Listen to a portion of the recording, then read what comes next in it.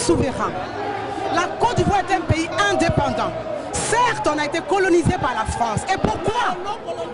Alors, aujourd'hui en Côte d'Ivoire, le problème de la Côte d'Ivoire et de toute l'Afrique entière, ce n'est pas une question de personnalité politique, c'est une question d'intérêt. La France a beaucoup à gagner et beaucoup à perdre en Côte d'Ivoire. Je donne quelques exemples. Le pétrole, le café, le cacao, le bois et l'or. Aujourd'hui, la France nous impose Alassane Dramane Ouattara dans l'intérêt personnel de la France. Nous ne voulons pas de ça. Pendant 50 ans, on nous a exploités, on nous a pris tout le pétrole, le cacao, le café, même les êtres humains. Je lance un appel à tous les Ivoiriens, mes soeurs ivoiriens, mes frères ivoiriens. Je leur dis concrètement qu'ils se ressaisissent. Nous ne voulons pas devenir comme le Rwanda. Parce que les pays internationaux, les occidentaux, ils foutent la merde dans nos pays et après ils nous laissent nous entretuer. Par exemple au Rwanda, ils ont foutu la merde, les Rwandais se sont entretués entre eux. Nous, moi j'attire mon intention à tous mes frères ivoiriens qui se calment. Il y a eu une élection, maintenant nous voulons la paix. Monsieur Choi de l'ONU a reconnu lui-même que les élections étaient entachées. Le rôle du Conseil constitutionnel est d'enlever les tâches pour proclamer des élections propres, à moins qu'ils ne comprennent pas le français. Une minute. Tous les intellectuels africains doivent s'asseoir et comprendre qu'après 50 ans, que cela cesse qu'on soit pris en charge par l'Occident. Nous avons une constitution. C'est grâce à cette constitution que moi je suis ivoirien aujourd'hui. C'est grâce à cette constitution que j'ai une dialecte. Donc si la constitution m'a donné une paix d'identité, c'est normal que je respecte cette constitution. La Côte d'Ivoire va libérer toute l'Afrique à travers les décisions de notre Cour constitutionnelle. Et je pense qu'aujourd'hui, il est nécessaire de respecter l'Afrique. Et si on respecte l'Afrique, ça veut dire qu'on respecte nos propres lois.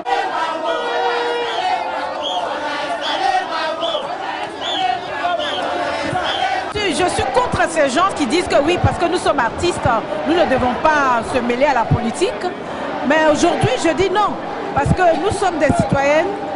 Ici en France, moi j'ai été dépourvue de mes droits, je n'ai pas pu voter puisqu'on a annulé purement et simplement les votes en France. Aujourd'hui, nous devons respecter les lois et les coutumes de notre pays. Parce que c'est ça qui est le pilier de notre vie en général. Moi, ça fait 35 ans que je vis en France.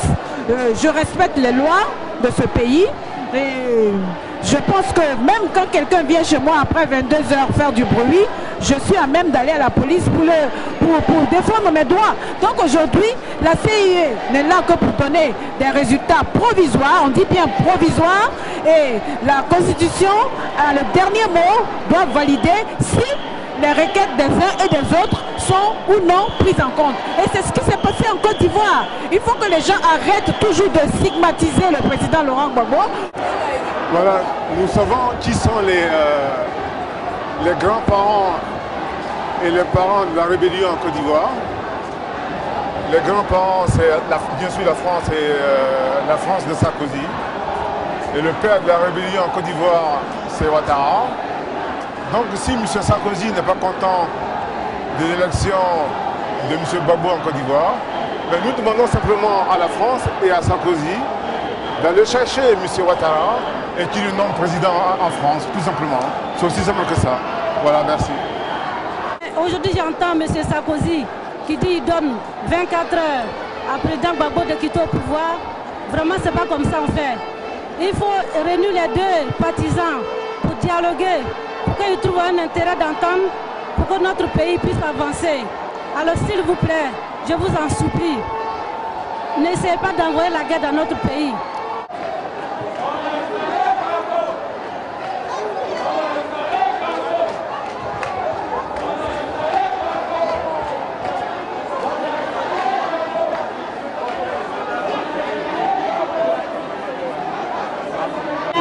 Alors comme vous pouvez le constater, le monde est là, tout le monde est présent, on est fatigué, on en a marre, on veut la paix, c'est tout.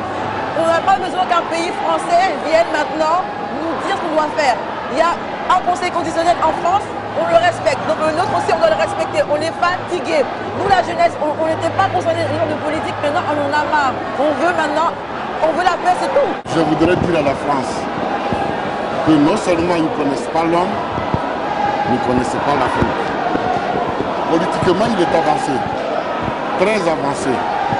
Et ce que la France oublie, c'est qu'au lieu de nous donner 2 yeux, ils nous en ont donné 8. Et on ne peut pas nous duper.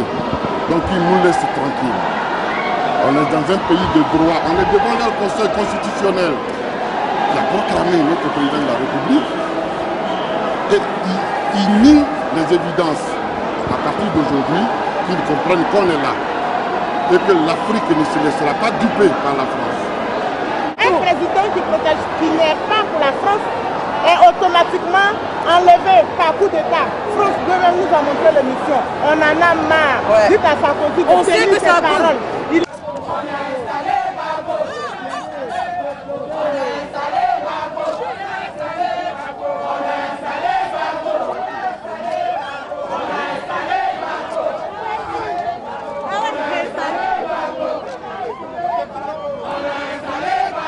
Je l'ai dit, le règlement de la crise en Côte d'Ivoire n'est pas militaire. Que les Occidentaux ne s'abusent même pas à utiliser les armes. Pourquoi?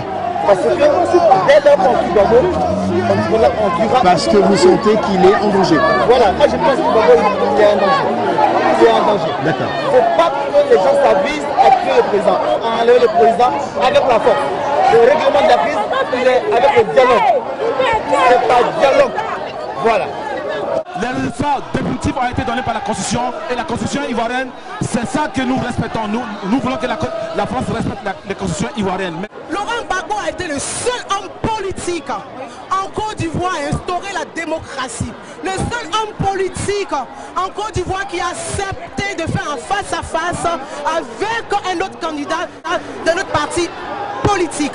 Aujourd'hui, nous avons choisi Laurent Gbagbo comme président. Il a d'ailleurs participé à valider la candidature. Grâce à Laurent Gbagbo, la même constitution que Alassane Dramane Ouattara a été candidat aux élections. Grâce à la même constitution, l'article 48, Alassane Dramane Ouattara a eu la nationalité ivoirienne en 2004. Grâce à ce même homme. Avant, il n'était pas ivoirien, il n'avait pas la nationalité. Grâce à Laurent Gbagbo. Parce que Bédier lui a toujours refusé la nationalité ivoirienne. Et grâce à Laurent Gbagbo, en 2004, il a eu la nationalité.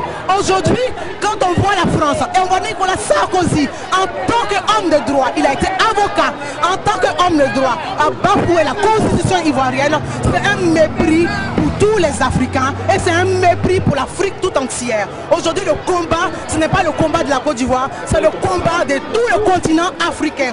Et nous le mènerons jusqu'au bout. L'Afrique d'hier et celle d'aujourd'hui n'est plus la même. Donc il faut que la politique change. Il faut que les contrats aussi changent. Gbagbo est venu. Ils savent qu'il est utile pour l'Afrique. On veut l'enlever pour continuer dans la même magouille. Vous voyez, à l'ONU, ce sont les intérêts. L'ONU, c'est une organisation qui est corrompue. Elle est vraiment corrompue. C'est là-bas où les gens se partagent les intérêts de ce monde-là.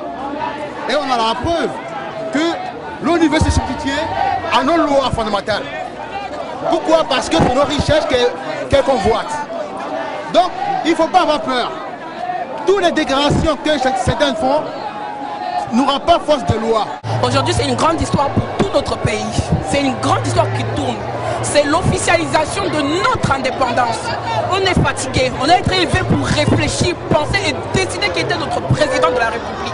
Aujourd'hui, aucune institution internationale, aucune communauté va imposer nous, notre devenir pour nos parents. C'est nous qui prenons en main la situation, c'est nous, par rapport à la démocratie, par rapport à la constitution ivoirienne, qui allons nous s'engager pour élire notre président. Il a été élu démocratiquement, il a le peuple avec lui. Personne, aucun occidental peut nous faire une leçon de démocratie. Les Français nous ont appris avec l'opération Licorne ce qu'était la guerre. Ils ont appris beaucoup de choses aux autres pays africains. Aujourd'hui, nous, la jeunesse, la française de la diaspora ivoirienne, là, on est là, on soutient nos frères, on soutient tous ceux qui sont en Côte d'Ivoire de garder le coup. Toute révolution se fait dans le malheur et dans la douleur. Mais la grandeur d'un homme, quelqu'un qui a la vision pour son pays demain, là, c'est cet homme-là qui est aujourd'hui. Personne ne le comprendre. Personne ne peut le comprendre. Mais nous, ces enfants, on le comprend et on le suit. C'est ce que j'avais à dire. Merci beaucoup.